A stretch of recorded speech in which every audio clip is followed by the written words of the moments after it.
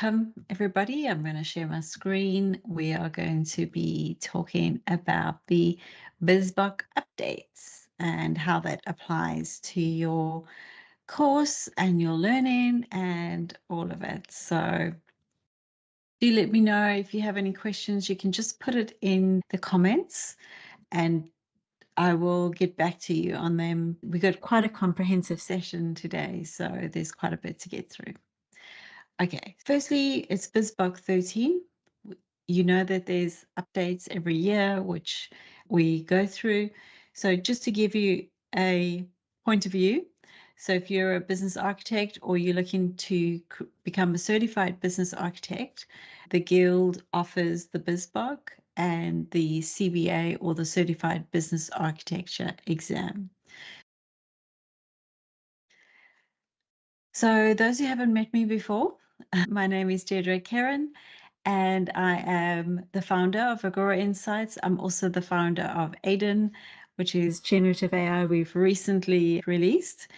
I've helped learners from over 90 countries across the world to look at achieving their learning goals. So that's really been the goal here.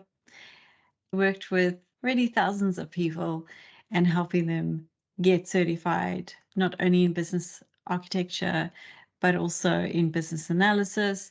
And now we're bringing in AI as well. So quite an exciting path to go down. All right, so BIZBOK, as I mentioned, it's the body of knowledge to business architecture, and it is offered by the Business Architecture Guild.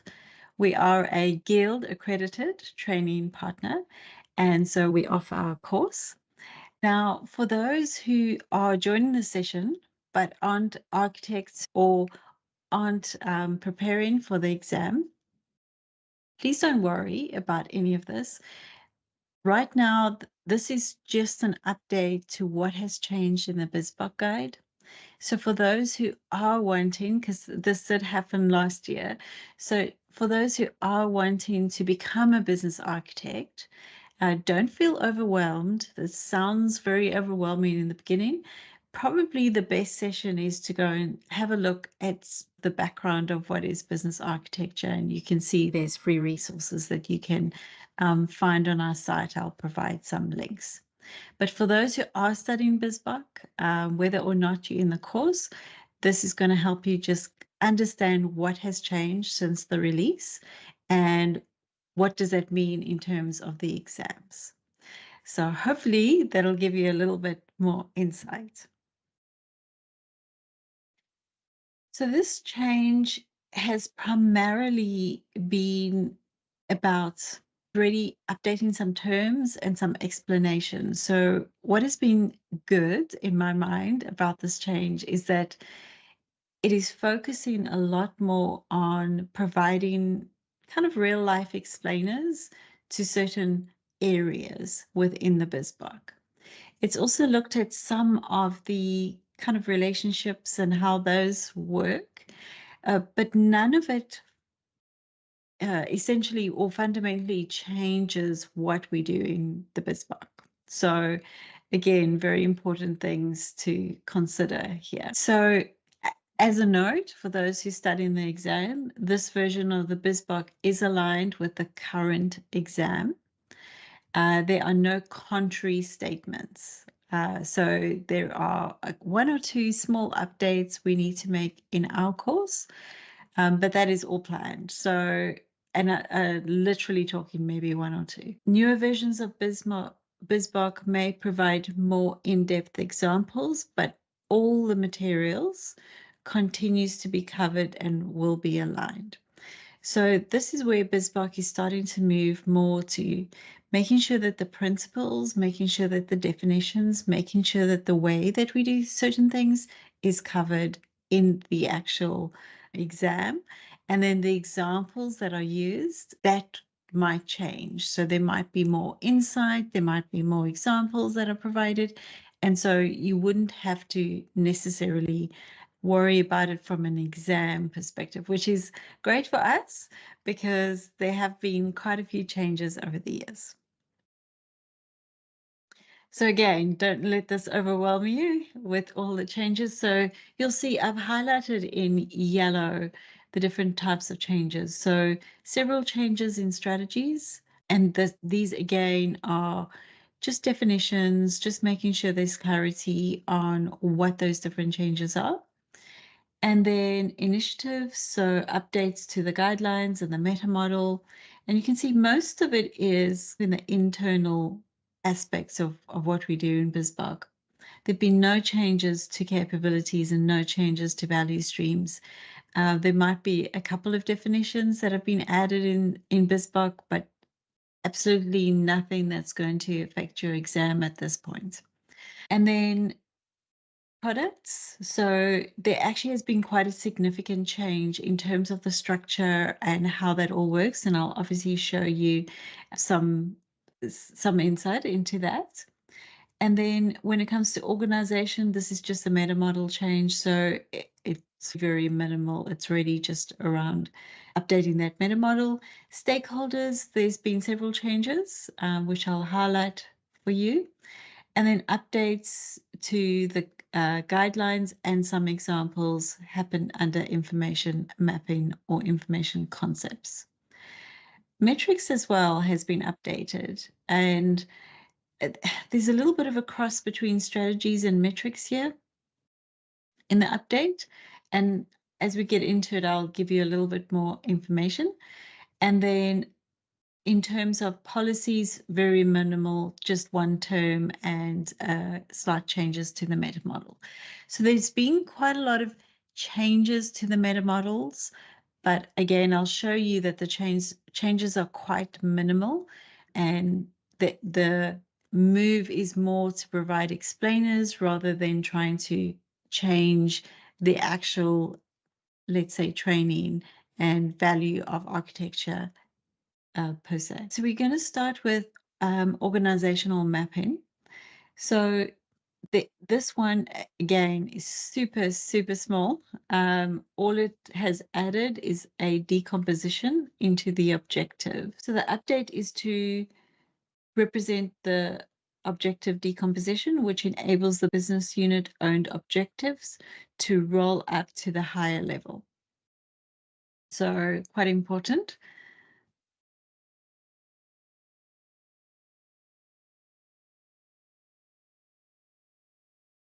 Here's a little bit more information around this, and I'm just going to highlight where you see the yellow is where there's been some changes. So the other is still the same. So the organization represents the business ecosystem as a whole and is represented in the mapping template at level 0. And then the objective decomposes into finer grain objective, which is useful for tracking detailed objectives, blah, blah, blah. So it's really just saying if you've got an objective, you might have some objectives and you might have to track it and see how it goes within those teams. Next, we look at information concepts. Now, this is actually linked to your stakeholder module as well. So there have been changes in this knowledge base as well as in your stakeholder, and the two are related. And I'm quite happy about that because sometimes, in the past they weren't completely related, but it is related now. So that's good. So stakeholder defines the information concept has actually been removed.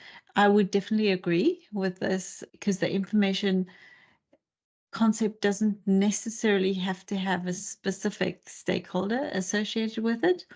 So you can see that this highlight here has come in. So stakeholder defines an information concept specifically when detailed. So this is the thing that's been removed from your BizBook. And then something that has been added to BizBook is a step 5 in your mapping. So you can see there's a new diagram that's been produced. So this is it'll be a new slide, but it's also a new mapping guideline coming. So step 5, identify information relationships.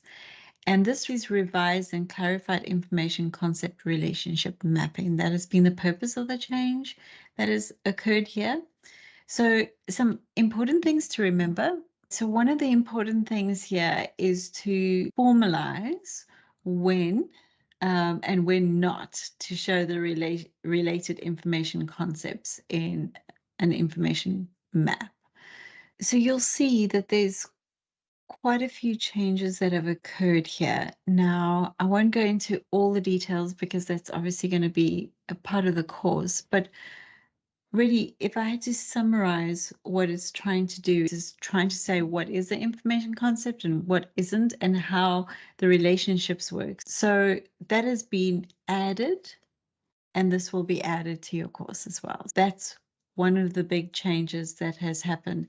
You will also notice that over the last 2 years, I think it's 2 or 3 years, it's hard to keep up, there have been quite a few changes in terms of bringing in the business object as part of the information concepts and the relationships with the business objects, and a business object outcome for the capabilities as well. So there's a lot of terms around business objects that has also started to come in now with a lot more rigor. So hopefully that will make sense. So as I mentioned, that piece with the stakeholders has come out. So this is what it will look like at the moment. Right. So quite a bit of change in the strategy. And there's also been some changes in the course itself. So the strategy module in the course is going to actually take an entire different dimension moving forward. And that is ready to understand the strategy to execution, as well as the mapping that's required, and match them into a single bundle rather than trying to keep them as separate architectural concepts. So it's going to be a bit different in the course, let's say, to how it's structured in BIZBOK, because I feel it makes a lot more sense to bring those elements together than trying to keep them apart. But the changes here are just decomposition. So there's a lot of decomposition that's been added to the main areas, the light blue. So strategy achieves an objective, value stream, course of action, change. And I think that makes sense, but it might be a little bit over-engineered, but it does make sense that you might break goals into further goals and so forth, depending on the size. So it's about managing scale, depth, and breadth. And we do a lot of that as well when you think of Hashan Kanri, or you think of any of the techniques that we use in strategy. You might break down some of those components, more effectively, just to make sure that your measures and your approaches and your plans and all of those strategies are actually delivering to what the business wants. Um, also in strategy,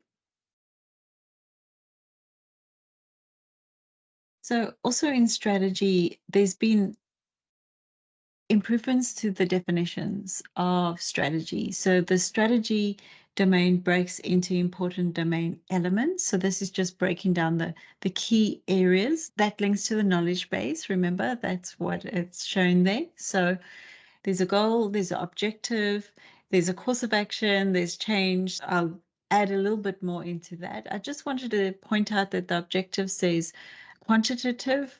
You can also have qualitative objectives, but for the sake of the exam and for BIZBOK, this is what we're sticking to from the strategy. Next, we look at strategy mapping guidelines. So there's been some updates here on point 5, just to describe some of the guidelines around strategy mapping a little bit further.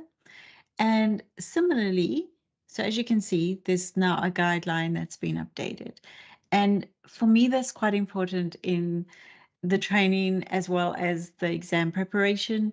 This is where you probably will be asked at some point some questions. So there will be no questions on this right now. And then also looking at impact analysis for strategy, we're also looking at leveraging the initially targeted value streams and capabilities to expand the analysis to identify information concepts, stakeholders, and products. Now, again, products, we're doing quite a bit of changes in the product areas, and then also candidate business units. Right, initiatives. So again, for initiatives, it's just added decomposition because depending on the kind of methodology that you use, you might have an initiative that then breaks down into additional initiatives and so forth. I think what they're really trying to have conversations around is structuring and decomposing the tasks and the things that need to happen as part of the business architecture. Same thing as what you do with requirements or capabilities or any of the other things. We look at functional decomposition in that sense. So there's just two add in, but as you can see, it doesn't really significantly change the meaning of the knowledge base itself. So it's not a huge change in my mind. And then when we look at initiative mapping guidelines, there have been some language changes in here.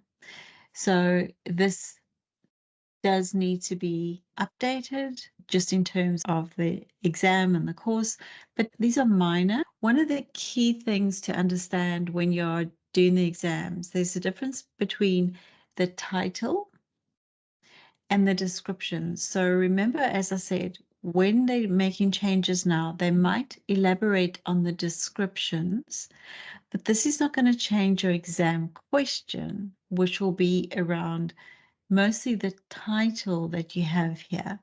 It's quite important to not freak out when you see all of the underlying bits. It's more likely that there's a minor change here and here because that relates to the actual title of what that guideline is, rather than how the description might have been adapted somewhat just to provide clarity to learners. So here's just another definition that's been updated in terms of the framing scope and building inventory. So a simple change again, nothing to be worried about. Mostly that just gives us quite a bit of work to do. Okay, and now you can see for products. So we've got a decomposition from the initiative. So you can see that came from the previous one. So when we had a look at the information initiatives, that decomposes, course of action decomposes, and now when we look at the products, so remember I said to you there's quite a few changes in the product here. So it's saying that the initiative decomposes as well. So that's been added there. And there's also been a definition change in terms of the knowledge base here, where the product contains product entitlement. There's been quite a lot that's been updated around product entitlement, just in terms of the definitions and the terms and so forth. But again, nothing major that you should be worried or scared about. Minor changes that would apply here.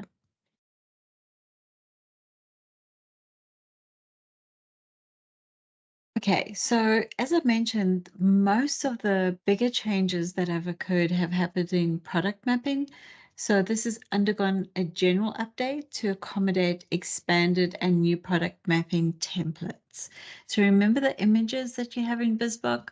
Those images have been updated, the templates and the related guidelines. So just to give you an example, here is one of those. So it's expanded the concepts. Again, you're not going to be asked an exam question about this. It's just providing insight. There is one important thing here. There's actually been a language change, which is quite significant. It used to say product mapping crossed with capabilities. And that has changed now to just product entitlement mapping. That is quite different from what it said before. But again, it's not a significant change in terms of it's going to affect your exam at this stage. Lots of small changes that has happened in products in terms of the images being updated and the definitions being updated and so forth, but nothing to be overly concerned about in terms of your exam.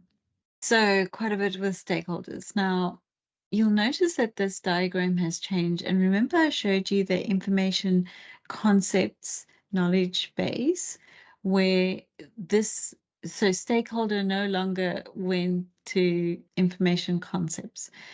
So this was a little bit strange, but stakeholder category can be linked with information concepts, but it doesn't directly link to a stakeholder anymore. So this has been a bit of an update that has occurred in this meta model. It's just about the stakeholder category that relates to the information concept, but it doesn't actually impact the information concept process, if that makes sense. There's been quite a big change to the explanations of the categories. Again, not going to be majorly significant, but it does have an impact.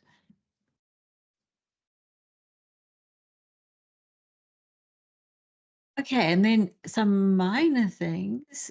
These have been added, which are categories. So as you can see, there was a category thing that showed the different categories. There are three categories.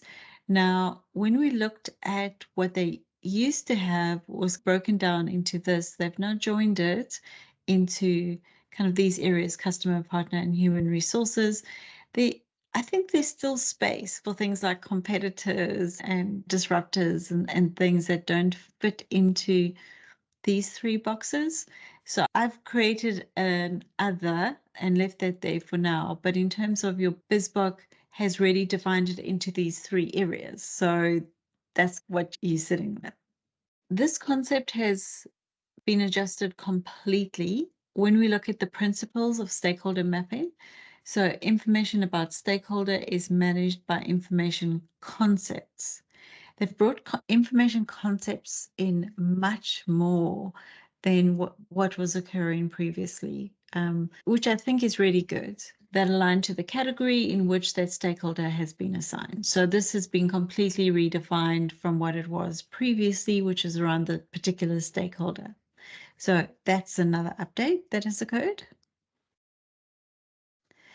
And so as you can imagine, so has the stakeholder category. So a fundamental and distinct classification for which a stakeholder is assigned and for which information must be managed. That's another change that has occurred in your BizBook. So those words have been removed and the new words have been placed.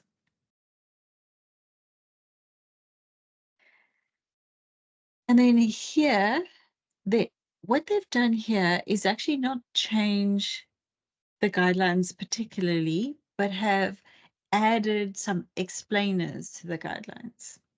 And so you'll see here's an explainer to the guideline. And as I mentioned, so you don't have to worry about the guideline itself. The guideline hasn't changed, but the explainer has been updated. And so I didn't put the explainer like I did the example here, but I just wanted to highlight that these two have also had updates to their explainers and what those particular things might mean.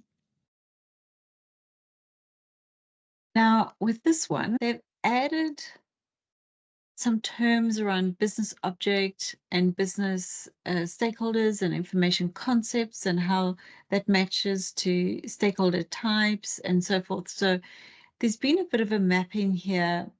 I don't feel like it's significant in terms of the course and the visualization that's required here. So we won't be making any changes to this, but just to highlight, they've added a few more connections, but I don't feel that it actually would make a difference right now to understand some of these concepts and the relationships between information mapping, stakeholder mapping, capability mapping, and so forth. So how those relationships work. I think it's important to note that they're bringing in information concepts a lot stronger with stakeholders, which makes a lot of sense. I've said for a long time, you got to bring in the who, the what, and the why. So that's a good move, I think. All right, and then we look at our policies. So again, this has literally been a very simple update, which has been to decompose back into the objective. As you could see, all of that decomposition that happened in the strategy is now being reflected on these things. There's also been a change in terms. So here you have what it now says: policy mapping, focal point, and governance structure. It used to say policy mapping to capability. So there's actually quite a bit of discussion around this, but I think that's much better definition of policy mapping. So I would agree with that at this point. It would be nice if we look at the knowledge base for policy to really make sure that there's a linkage to the information concepts as well. But I suppose that's implied via the capabilities. So that's good. And then when it comes to requirements, again, they've represented the decomposition that has happened. So kudos to the team for bringing the different changes together, because I know there are multiple different teams that work in multiple different areas. So I think it's great that this has been updated accordingly. So again, nothing affecting the design and diagram. It's just the decomposition that's been added to that knowledge base. Now, when we look at our performance metrics, we don't have a knowledge base around this. So I've just given you, this is in module of our course. These two have been added to benefits of business performance measurement. So really, this module is around the metrics. So when we talk about the different types of things that we can measure, this module is saying what you should and what are the benefits of doing the metrics when you are working within kind of the strategy in the different areas. So you'll notice in the course, there will be some changes in terms of aligning some of the logic around the business architecture and the different kinds of things we're doing in the knowledge base. But again, just two definitions that have been added. And as mentioned, this won't affect the exam at this particular point in time.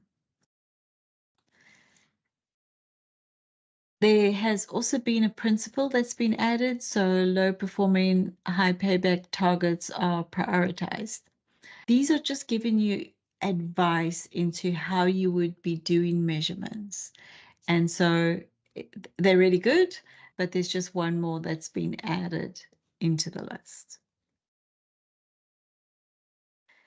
The next thing is the balance scorecard. So there's been quite a lot of explainers that have been added to the balance scorecard. I'm not going to show you all of that. That is ready for your learning.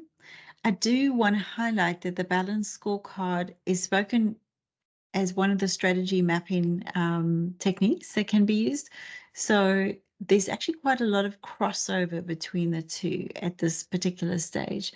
And this is why I say there'll be some course updates to start marrying some of these key concepts in a little bit more cohesive way so that we can share the information but not repeat ourselves necessarily as we go through the different training.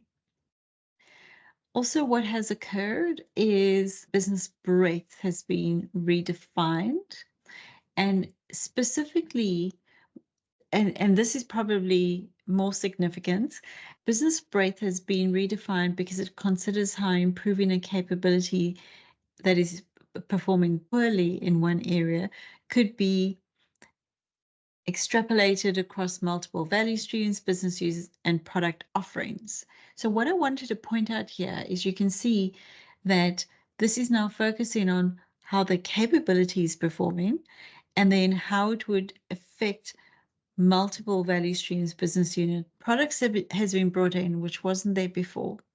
So there's been quite a change in the cross mapping and the measurements. So that is a big change. They have changed the order.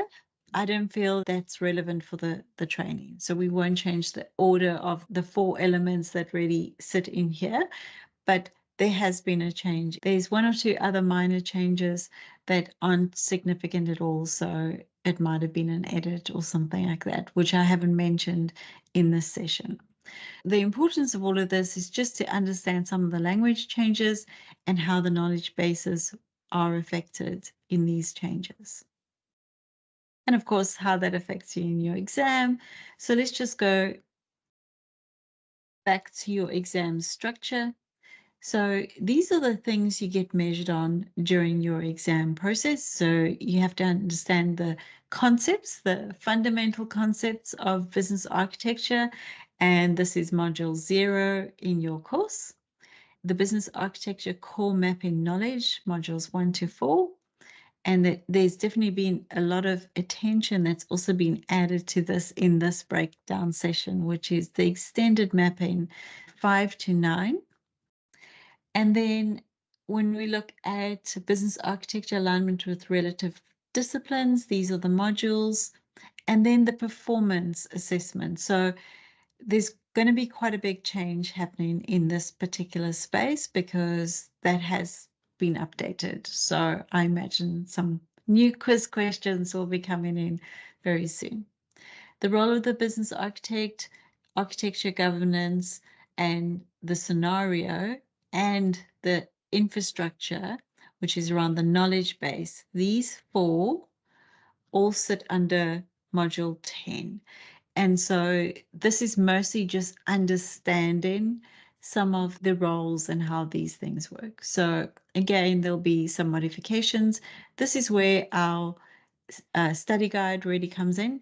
And this is also where looking at the different scenarios cross-mapped in our spreadsheet really does show you how these 4 relationships are working together in this module. And then lastly, your business architecture and IT architecture alignments. It could be data architecture, it could be information, enterprise architecture, all of those. There's been no change on those ones, but they will also be tweaked and whatnot in our course. So in our course, there will be lots of changes, minor changes, but a lot of them, right? And we will be releasing them module by module. And some of the modules will change, but we will be providing you with a breakdown of when those releases will come in. It will not affect your progress.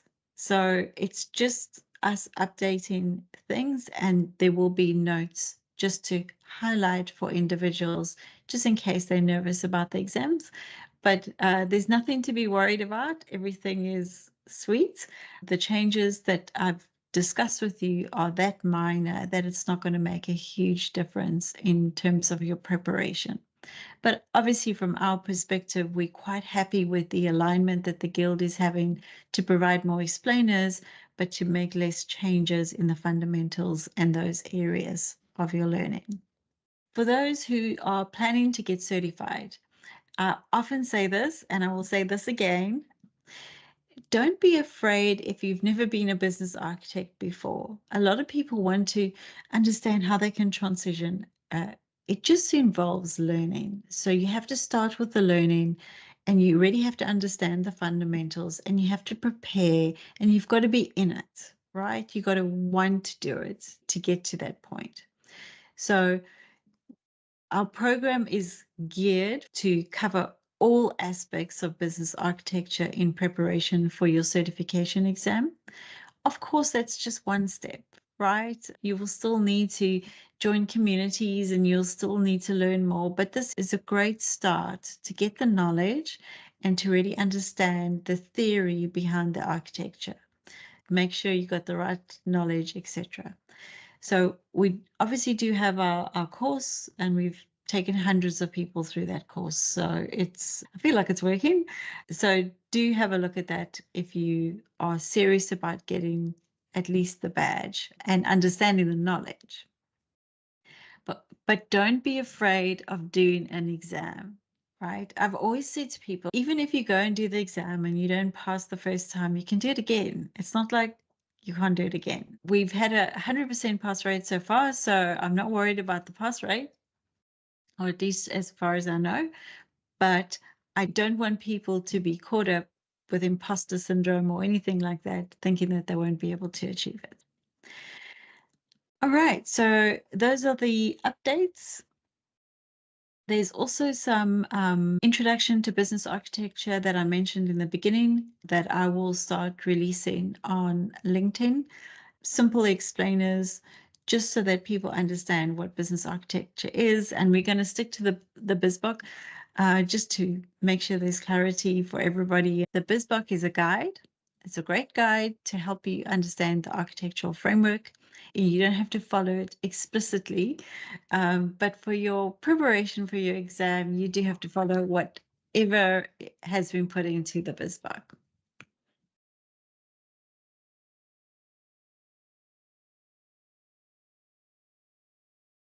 All right, so I think that covers all the changes. So I'm going to call it a day. As I mentioned, please add more comments. I will get to those. So please add that into LinkedIn or YouTube or wherever you want to add your comments, or message me if you need to, because I can provide more explainers as required. So happy learning, everybody, and good luck with all of your exams. And I hope that it all goes very well for you in the future.